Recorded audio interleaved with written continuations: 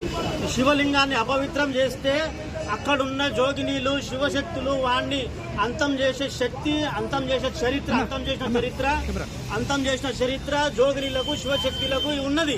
కాబట్టి వీళ్ళని తక్కువ అంచనా వేయవద్దు అని నేను కూడా ఈ రాష్ట్ర ప్రభుత్వాన్ని హెచ్చరిస్తున్నా. ఇదొక రకమైన jihadi, economical jihadi, love jihadi, ఇట్లా అన్ని రకాల జిహాదీ లాగా ఇదొక రకమైన జిహాదీ ఇప్పుడు ముస్లిం చేస్తున్నారు. ఇక్కడ మాకు తెలిసిన సమాచారం ప్రకారం ఇక్కడ మన చుట్టూ ఉన్న మూలాలు ఈ ప్రాంతం నుంచి కావాలని ప్లాన్ చేసే ఈ కార్యక్రమం చేపట్టిందని మాకు తెలిసిన సమాచారం. జై శ్రీరామ్, రేపులు వేయడము, తలగబెట్టి చంపడము, ఇన్ని హత్య ప్రయత్నాలు ఇన్ని జరుగుతున్నాయండి. ప్రభుత్వం ఎందుకు పట్టించుకోవట్లేదు? ఆ కాంగ్రెస్ ప్రభుత్వము, టీఆర్ఎస్ ప్రభుత్వము, బీజేపీ అని మాకు కాదు. ఏదైనా సరే ప్రజల క్షేమం కోరే ప్రభుత్వం మాకు కావాలి.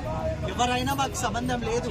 ప్రజలు మా ఆలయాలు కాపాడే భక్తి శ్రద్ధలతోని మేము ఎంతో పవిత్రంగా కొలిసే అమ్మవారిని వాళ్ళు ఇట్లా చేస్తే సెక్యూరిటీ ఎమ్మెల్యేకు 4 సెక్యూరిటీలు ఉంటారు, సీఎంకి 10 బండ్లు ఉంటాయి. సిగ్గుజనం లేదా? ఇలాంటి ఆలయాలకు పెట్టండి ఒక్కొక్క సెక్యూరిటీ. జీతాలు మీ పబ్లిక్ పైసా కదా, మీ జోబులకి వెళ్ళి ఇస్తలేరు కదా. ఒక్కొక్క టెంపుల్ ఒక్కొక్క సెక్యూరిటీ పెట్టండి, ఎవడేం చేస్తుండే అర్థమవుతుంది కదా.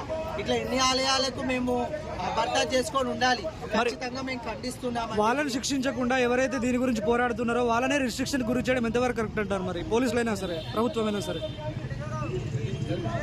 అందుకంటే మేము అన్నింటినీ ఖండించడానికి అన్నింటినీ ఉన్నాము. వాళ్ళే కాదు.